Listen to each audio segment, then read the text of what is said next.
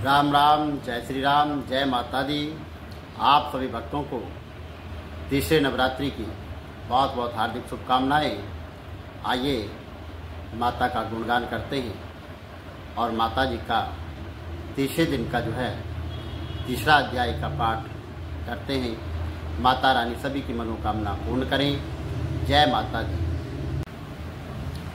निशुंभ शुंभ गर्जनी प्रचंड मुंड खंडनी बने रणे प्रकाशनी भजामि विद्यावासिनी त्रिशूल मुंड धारिणी धरा विधाता हारिणी गृह गृह निवासिनी भजामि विद्यावासिनी दरिद्र दुख हारिणी शुता विभूतिकारिणी वियोग शोक हारिणी भजामि विद्यावासिनी लसत्लाल लोचनं लतासनं प्रपं प्रदं दया कृपाल शूलधारिणी भजामि विद्यावासिनी करो मुदा गदाधरा शिवा शिवा प्रदायनी वरावरातना शुभा भजामि विद्यावासिनी अशीन्द्रजामनी प्रदम्ब्य वस्त्रोपधारिणी जले थले निवासिनी भजामि विद्यावासिनी विशिष्ट शिष्टकारिणी विशाल रूपधारिणी महोदरे विलासिनी भजामि विद्यावासिनी पुरा दारिद्र सेविता सुरारि वंश खंडिता विशुद्ध बुद्धिकारिणी भजामि विद्यावासिनी निशुंभ शुंभ गर्जनी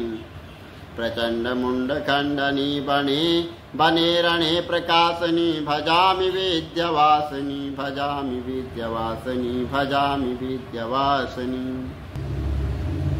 ऋषि बोले, महासुर चिक्षुर सेनापति ने जब यह देखा कि यह सेना तो इस प्रकार मारी जा रही है, तब उसे बड़ा क्रोध उत्पन्न हुआ और स्वयं भी अंबिका के साथ यानी माँ दुर्गा के साथ युद्ध करने चला। युद्ध में जाकर उसने देवी जी के बाणों की इस प्रकार वर्षा की, जैसे मेघ सुमेरु पर्वत की चोटी पर जलधारा बरसा रहा।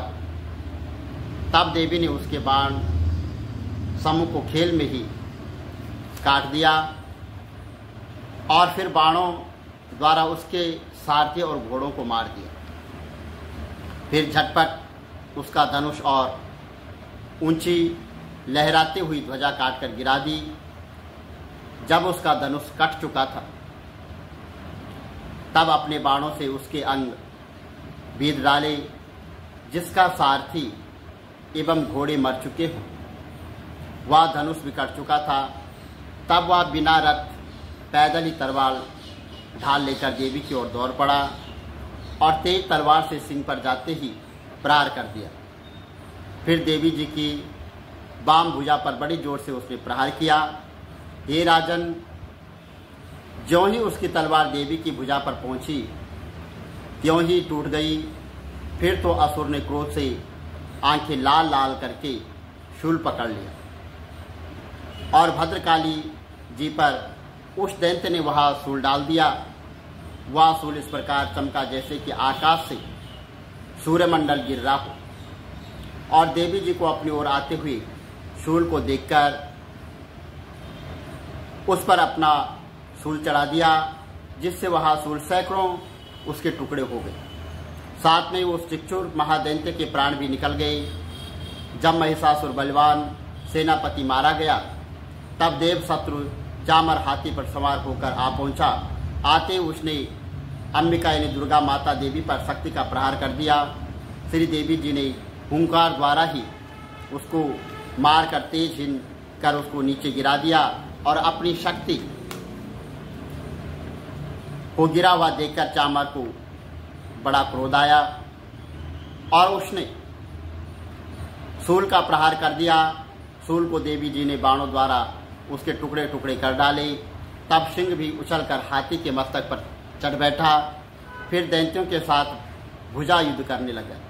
वे दोनों परस्पर लड़ते लड़ते वह हाथी से नीचे पृथ्वी पर आ गया और भयंकर प्रहारों से परस्पर युद्ध करने लगा। तब बड़े वेग से सिंह ऊपर को उछला। ऊपर आकाश से नीचे की ओर गिरते गिरते पंजों के प्रहार से दैत्य चामर का सिर धड़ से पृथक कर डाला और देवी जी ने शिला एवं वृक्ष आदि से युद्ध में उदगर को मार डाला। फिर कराल को भी दांत, मुक्का एवं थप्पड़ों के प्रहार द्वारा उसको मार गिराया। और क्रोध परिपूर्ण देवी ने गदा की चोट से उद्दत का चूर चूर कर दिया और बिंदोपाल शास्त्र द्वारा वशकल तथा बाणों द्वारा अंधक एवं ताम्र को यमधाम शीघ्र ही बेच दिया। तीन नेत्रधारिणी परमेश्वरी ने उग्रस्य उग्रवीर हनु नामक के दैत्यों को त्रिशूल द्वारा मार दिया और दुधर दुर्मुख इन दोनों को बाणों द्वारा यमपुरी पहुंचा दिया। इस प्रकार अपनी सेना का नाश होते देखकर भैंसे का रूप बनाकर महिषासुर उन गणों को डराने लगा और कुछ गणों पर खूंकारों और खुरों से प्रहार करने लगा। किन्हीं को पूंछ से तोड़ा एवं दूसरों को सिंह से फाड़ डाला। कुछ एक वेग द्वारा, दूसरे को सिंहनाद द्वारा भूमने से, अनेकों और अन्यों को श्वास द्वारा पृथ्वी पर गिराया। इस प्रकार जो है तो गण सेना को गिराकर वहां महेश सिंह की ओर झपटा और जो ही सिंह को मारने लगा तब जगदम्बा को बड़ा क्रोध उत्पन्न हुआ और उधर महापराक्रमी महेश भी क्रोध से पृथ्वी तल को अपनी खुरों से खोदने लगा। फिर जो है अपने सिंगों से बड़े ऊंचे ऊंचे पहाड़ उठाकर फेंकने लगा। साथ में गर्जना करने लगा। वेग के साथ घूमने पर पृथ्वी क्षुब्ध होकर फटने लग गई। उसने पूंछ से समुद्र पर प्रहार किया जिससे क्षुब्ध होकर समुद्र पृथ्वी को चारों ओर डुबाने लगा। चलायमान होते हुए सिंगों द्वारा छिन्न भिन्न हुए बादल टुकड़े टुकड़े हो गए। उसकी श्वासों की कठोर वायु से उड़ते हुए सैकड़ों पर्वत आकाश से गिरने लगे। इस प्रकार क्रोधपूर्ण उस महादैत्य को अपनी ओर आता देखकर चंडिका उसे मारने के लिए क्रोध में आ गई और कुपित चंडिका ने उसकी ओर पास कुसा फेंका। उसके द्वारा उस दैत्य को बांध लिया।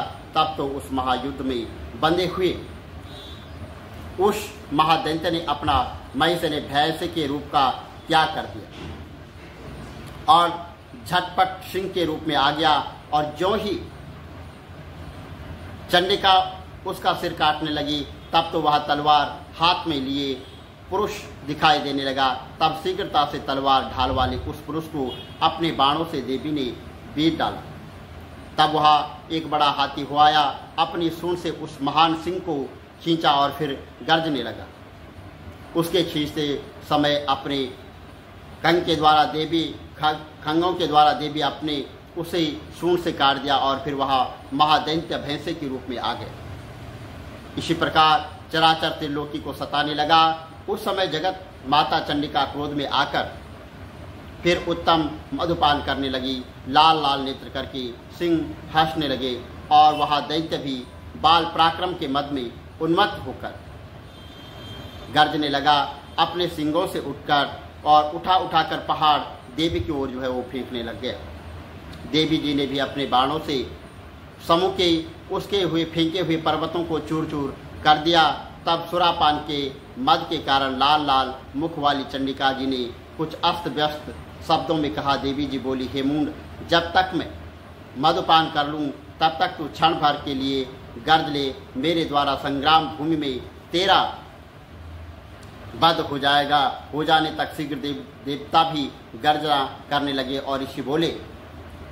इस प्रकार कहकर देवी जी उड़कर उस महादैत्य पर चढ़ गई और पांव से दबाकर दैत्य के कंठ पर त्रिशूल से आघात किया और देवी के पांव से दबे हुए उस दैत्य ने अपने मुख से बाहर निकलने का जो है प्रयत्न किया और दूसरे रूप में किया कि अभी आधा निकला था कि देवी जी ने अपने पराक्रम द्वारा वहीं पर उसको रोक लिया और आधा निकलकर उस दैत्य ने युद्ध करना आरंभ किया। तब देवी जी ने अपनी तीखी तलवार से उसका सिर काटकर नीचे गिरा दिया। दैत्य सेना हाहाकार करने लगी और तब उस सारी सेना का भी देवी जी ने नाश कर दिया। सभी देवता अत्यंत प्रसन्न हुए। दिव्य और महर्षि जो 7 लोगों ने उस देवी की स्तुति की और गंधर्वराज गायन करने लगे, अप्सराएं नाच करने लगी। बोलो साचे दरबार की जय। सुचिया जोता वाली माता तेरी सदा ही जय हो। भगवती माता अष्टभुजा नवदुर्गे सिंहवाहिनी खड्गधारिणी माता तेरी सदा ही जय हो।